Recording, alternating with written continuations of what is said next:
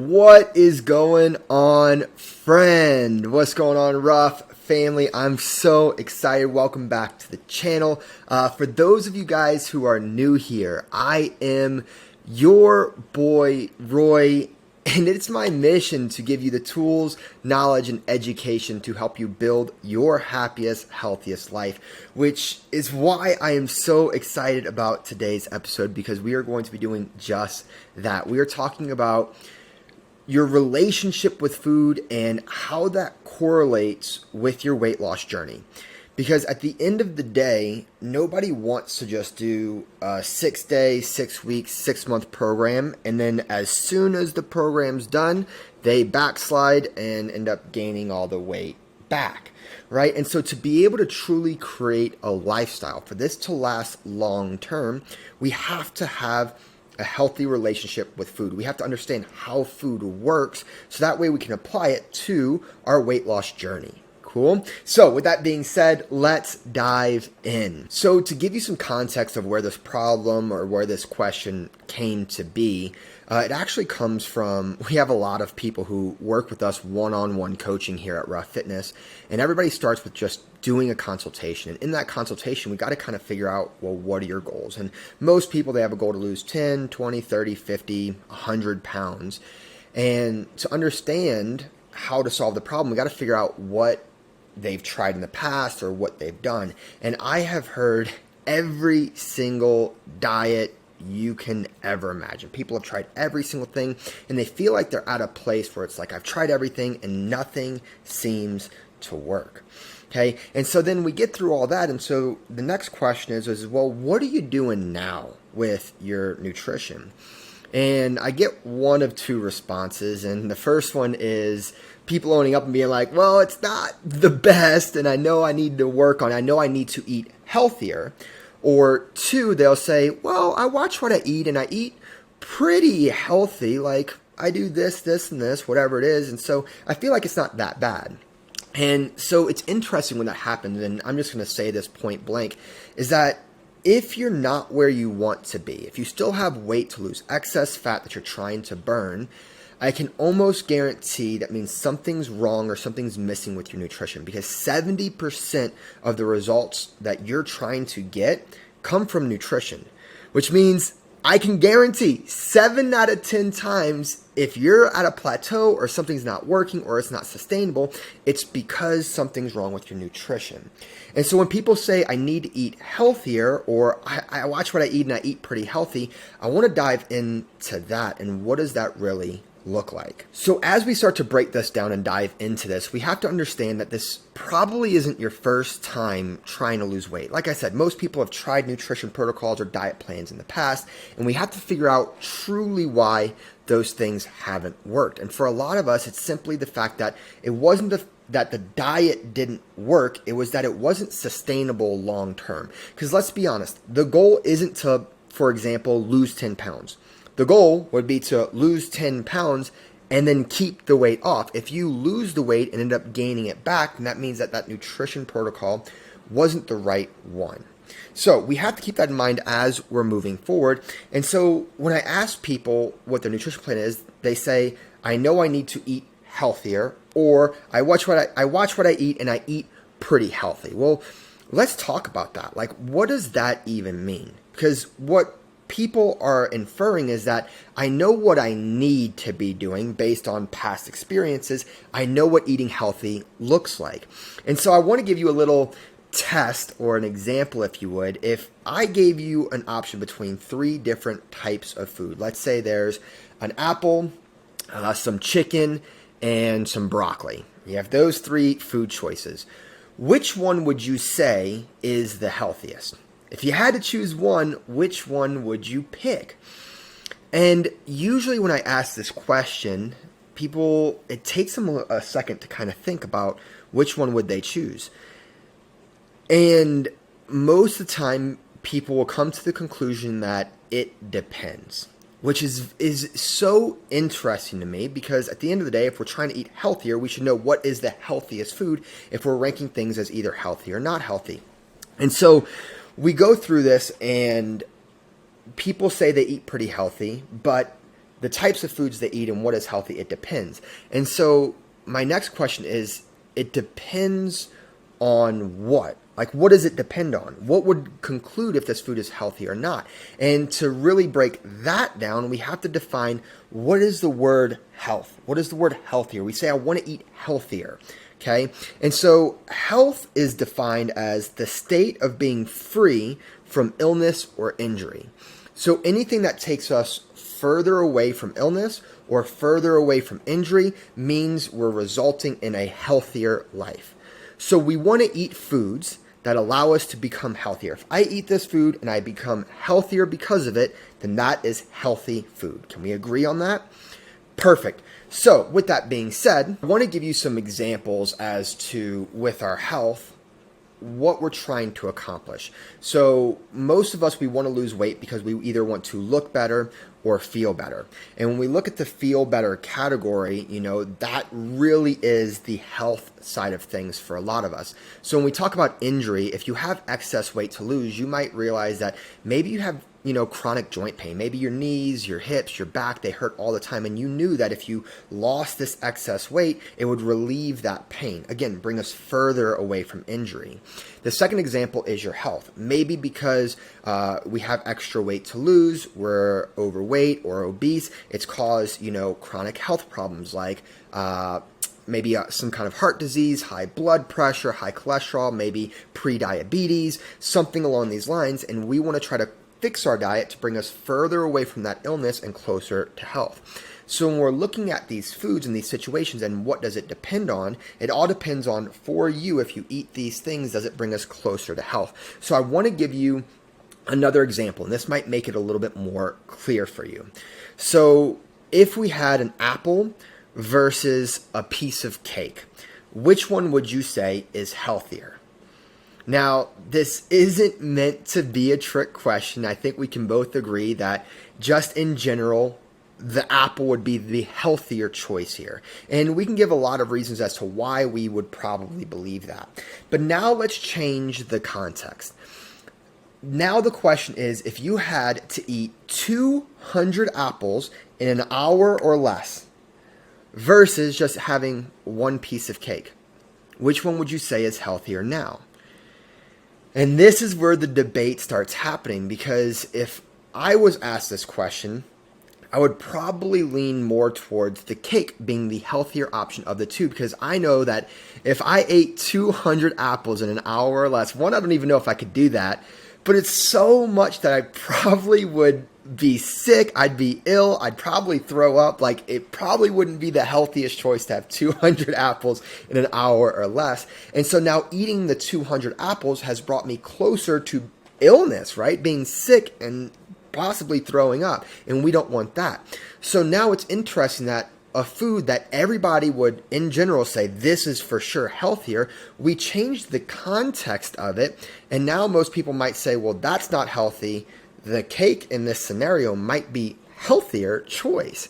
And that's interesting, because now it's not so much if this food is healthy or not healthy, or this food is good and this food is bad. It's now, what's the context? How much of it are we eating and in what time frame? And that changes the value of the food.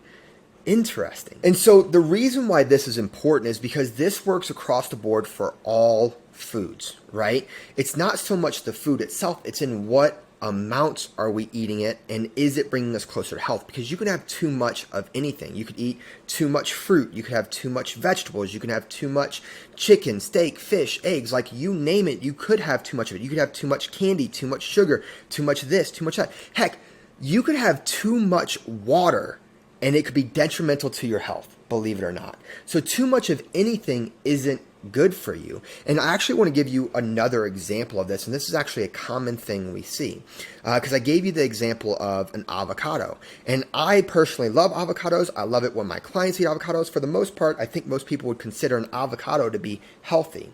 And another example that correlates with that is also peanut butter. God, I love peanut butter. I think most people would say, hey, peanut butter for the most part, it's a healthy food, right? And so you have this avocado and this peanut butter, and what they have in common is that they're very high in fats, which again isn't good or bad, but because of that, people tend to overeat when they eat avocados and peanut butter without realizing it. And so they're over consuming fat and end up over consuming calories, which causes them to gain excess weight. And if they're gaining excess weight and they're gaining fat, it could lead to all these unhealthy things, these injuries and illnesses we talked about earlier.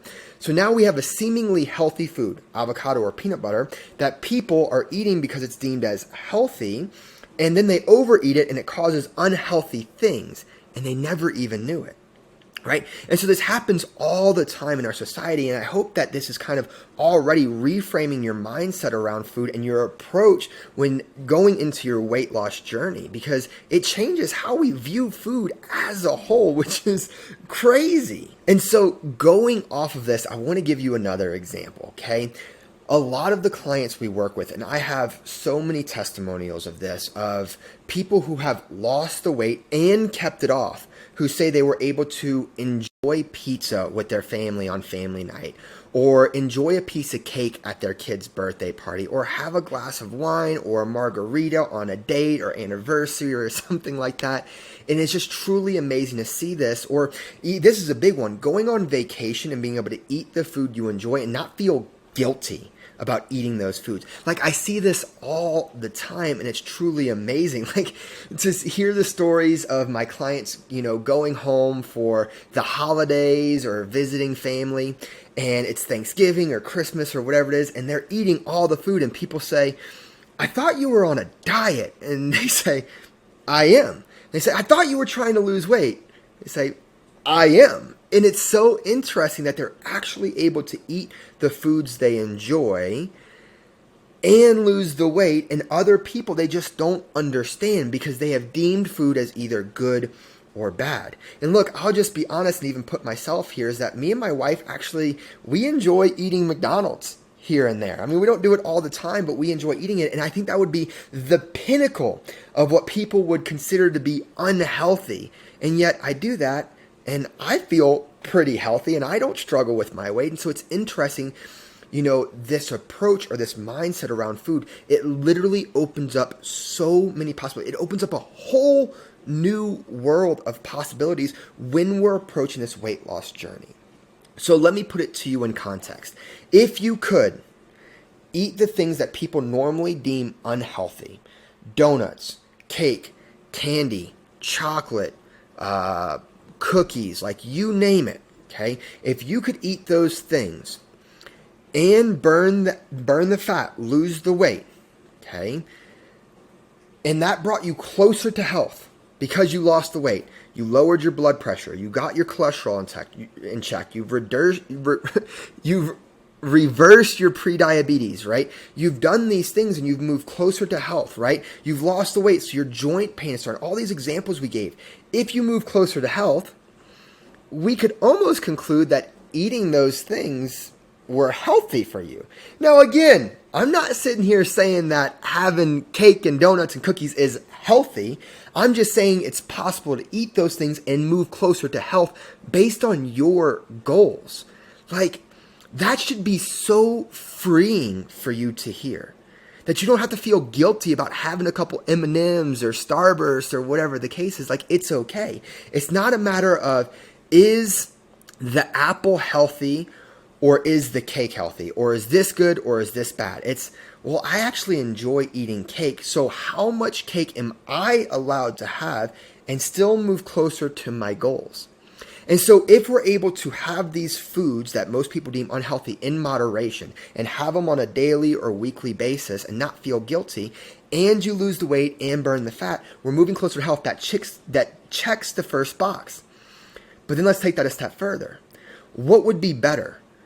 Going cold turkey, giving up all these foods that people deem to be unhealthy, you might see results faster. I can get behind that. If you only ate, let's say, like whole foods, you avoided the processed foods, you gave up the candy, maybe you would see progress faster. That I can agree with. But is it better to be super strict and give up all those foods that you enjoy and see a lot of progress in 2, 3, 4 weeks? And then on week 5, you backslide and start eating all the foods that you've been missing and craving, and then you gain all the weight back plus some. Sound familiar? This happens again and again and again because most diet programs and protocols are so restrictive. It's kind of like if you take your kid to the store and you say, you're not allowed to have that toy.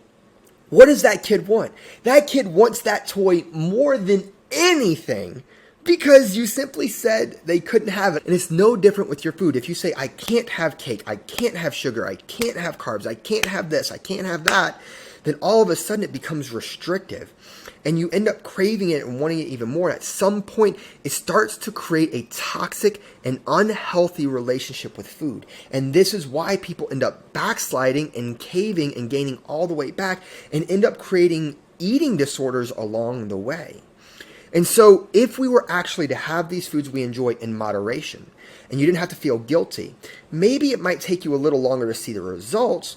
But at the end of the day, if it lasts you the next year and you can follow this program for the next 10 years and you're still doing it 20, 30, 40, 50 years from now, then we've cracked the code.